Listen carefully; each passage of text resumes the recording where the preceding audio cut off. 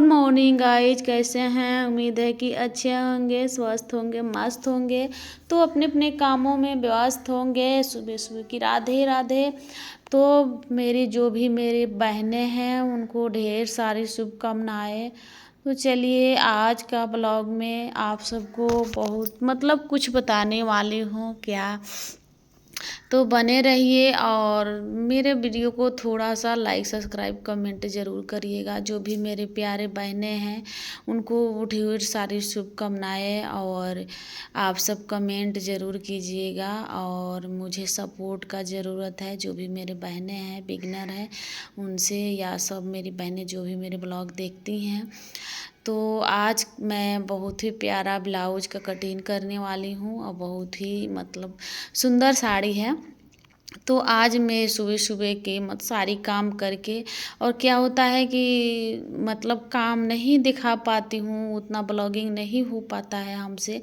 कि जब आप सब तो समझते हैं, जो भी मेरे बहनें हैं वीडियो बनाती होंगी या नहीं भी बनाती होंगी तो समझ सकती हैं कि अगर काम में हम लग जाएं तो पीछे वाला काम भूल ही जाते हैं, कोई और काम भूल जाते हैं। तो सोचते हैं कि ये काम करके वो काम कर लेंगे। तो घर का ऐसा काम है नो, जो भी मेरे बहनें हैं वो समझती होंगी कि एक ना एक काम भूल ही जाते हैं हम सब। बाद में याद आता है कि वो काम कर लिए होते।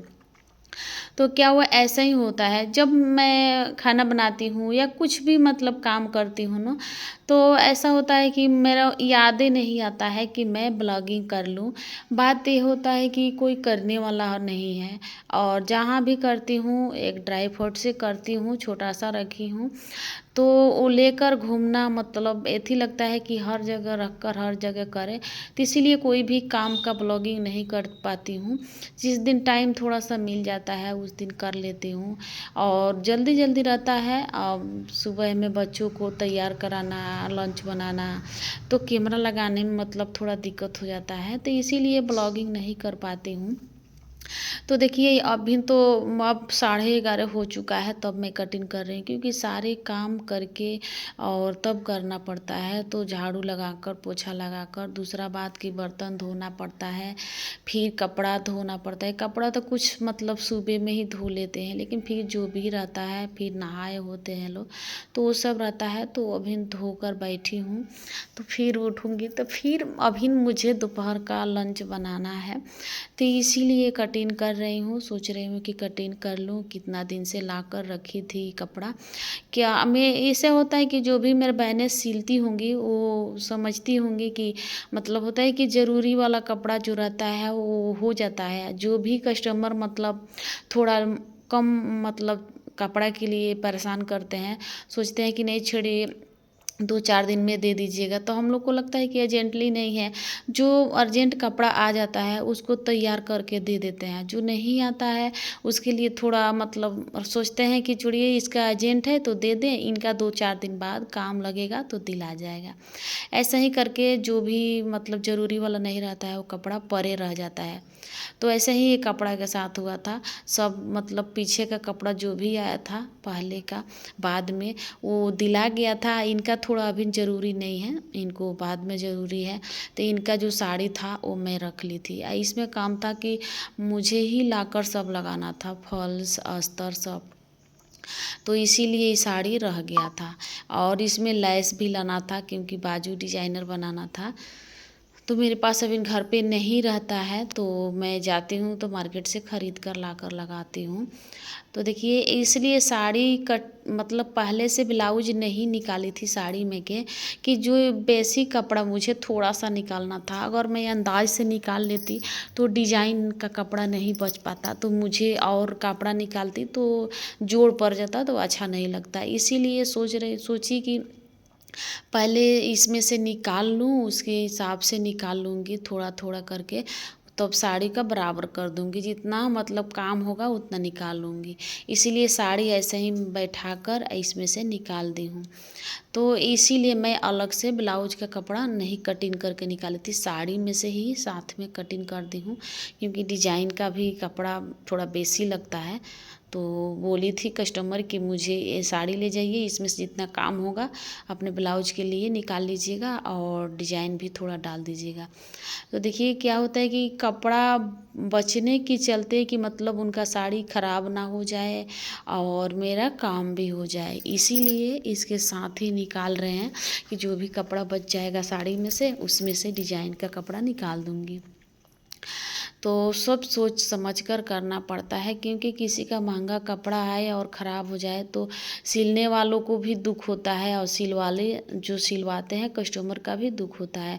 और जो भी मेरा मतलब नुकसान जाता है, नुकसान ये जाता है कि देखिए इसमें ये बात है कि अगर आपसे एक कपड़ा ख़राब हो जाए, इसमें भी बहुत मतलब रिस्क है कि एक कपड़ा ख़राब हो जाए तो एक कस्टमर 4 कस्टमर का मतलब उसको अलगाव करते हैं और बातें बनाते हैं कि नहीं फलानवा जगह मत सिलवाना, मेरे कपड़ा ख़राब कर दी थी, मेरे ब्लाउज ख़राब कर दी थी, ऐसे बातें बनाते हैं लोग।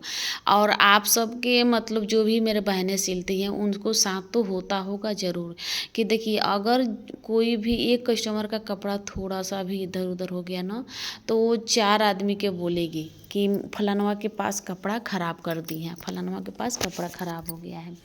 तो ऐसे ही सब सोच समझ का बनाना पड़ता है कि कहीं कपड़ा किसी का ख़राब ना हो जाए। जो अच्छा कहते हैं उससे 2 कस्टमर बनते हैं और जो मतलब उस कपड़े को नुकसान करते हैं और नकारते हैं उससे 4 कस्टमर भड़कते हैं और भाग जाते हैं। तो ऐसे ही सिलाई का बहुत रिस्क की काम है, ऐसा नहीं है कि आसान है। जो मेरी नए बहनें सिल रही हैं वो समझती होंगी कि सिलाई का काम आसान नहीं है। जो मेरे बहनें सीखी हैं वो सिलाई कर रही हैं उनके लिए तो आसान है, कटिंग कर लेंगी, इधर से उधर करके जोड़ कर सिल सकती हैं। लेकिन जो नए बिगनर हैं ना उनके लिए आसान नहीं है। तो उनके लिए ये है कि पहले कभी भी नए कपड़े पे सिलाई ना करे तो अपना पे करे, अपने रिश्तेदार पे करे, अपने मतलब माँ बाप जिस पे करे, लेकिन अपने पे ही करे और बिना पैसे वाले पे करे। क्योंकि जो पैसे देते हैं ना वो भाई बहुत मतलब नुक्स निकालते हैं। एक एक सिलाई, एक एक धागा को पहचानते हैं, एक एक धागा ऐसे ऐसे करके रुआ रुआ करके देखते हैं। मतलब इंची इंची थोड़ा थोड़ा भाई नाप नाप मिलाते हैं लोग। एक एक कस्टमर ऐसे आ जाते हैं लोग, तो हर कस्टमर के साथ हर आदमी के साथ मतलब बातें करना पड़ता है कि कौन कस्टमर कैसा है, उसी के साथ चलना पड़ता है। सिलाई कोई खेल नहीं है, ये भी एक कला ही है।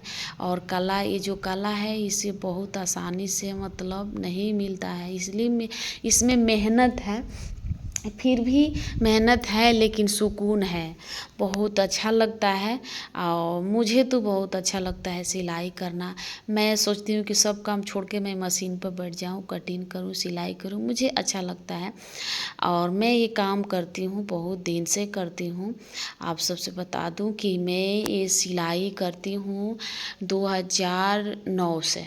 मैं 9 से सिलाई करती हूँ। आज ये आप सबको वीडियो में बता दूँ कि मैं 2009 से सिलाई करती हूँ। और मैं कब सीखी थी आप सबसे बताऊँगी कि मैं कब सीखी थी और कब का मतलब मेरे सिलाई का जो हुनर है ना अंदर मुझे, तो मुझे बहुत बचपन में मन था कि सिलाई पढ़ाई सब कुछ करूं, लेकिन होता है कि नसीब में जो नहीं रहता है ना वो नहीं मिल पाता है। तो पढ़ाई तो उतना मेरा नसीब में नहीं मिला, लेकिन भगवान जितना दिए उतना अच्छा दिए, जितना पढ़े उतना अच्छा ही पढ़े। ये नहीं है कि हम अपने बच्चों को पढ़ा नहीं सकती हूँ और अपने जो भी हैं घर संभाल नहीं सकती हूँ, उतना भगवान मुझे पढ़ा दिए। लेकिन होता है कि सब कोई मायके में पहले उतना पढ़ नहीं पाता था, सबका जो बाप भाई जो सबका नहीं पढ़ा पाते थे। ये नहीं है कि पैसा का कमी से नहीं, पहले का वही मतलब रिवाज था। तो गांव में लोग उतना पढ़ना का मतलब नहीं भेजते थे, लेकिन फिर भी उसमें भी हम पढ़ लिए जो भी पढ़े। लेकिन मुझे सिलाई का बहुत शौक़ था, तो मेरे मम्मी ने सिलाई सिखाई और सिलाई बहुत पहले सिखाई। लेकिन 2009 से मैं सिलाई करती हूँ और रेगुलर करने लगी, क्योंकि कुछ मजबूरियाँ घर पे आई तो मैं सीखी थी। तो 2009 से सिलाई करने लगी। इसमें भी बहुत ही मतलब होता है कि जीवन का संघर्ष का कहानी है। कभी टाइम मिलेगा तो जो भी मेरे बहनें हैं, जो भी मतलब मेरी बहनें मेरे सब्सक्राइबर हैं और नहीं हैं, वो भी सब्सक्राइब कर लीजिएगा। आप सबसे रिक्वेस्ट है, और सब अपना जीवन की कहानी आप सबसे, मेरी जो भी बहनें हैं उन सब से सब बताऊंगी कि मेरा जीवन में क्या बीता है, मेरा जीवन का कहानी क्या है, मैं किस संघर्ष से निकली हूँ, किस संघर्ष से गुजरी हूँ। आप सबके सब बताऊंगी। इस टाइम कौन सा संघर्ष में चल रही हूँ, आप सबसे सब बताऊंगी, सब शेयर करूंगी। बस होता है ना कि मन का बातें निकल आता है, भले हम कुछ भी ना कहना चाहें, लेकिन हो मतलब आ ही जाता है। ऐसा इमोशनल हो जाते हैं लोग की। तो देखिए, ये पेपर का जो बात है ना, तो पेपर इसलिए कटिंग किए थे कि मुझे अंदाज नहीं मिला था कि कितना बड़ा कटिंग करें। इसलिए मैं किसी भी बहन को बोलूँगी कि पहले आप पेपर कटिंग कर लीजिए, उसके बाद से कपड़ा कटिए। अगर डिजाइन बनाना चाहती हैं तो अच्छा लगेगा। तो मेरे चैनल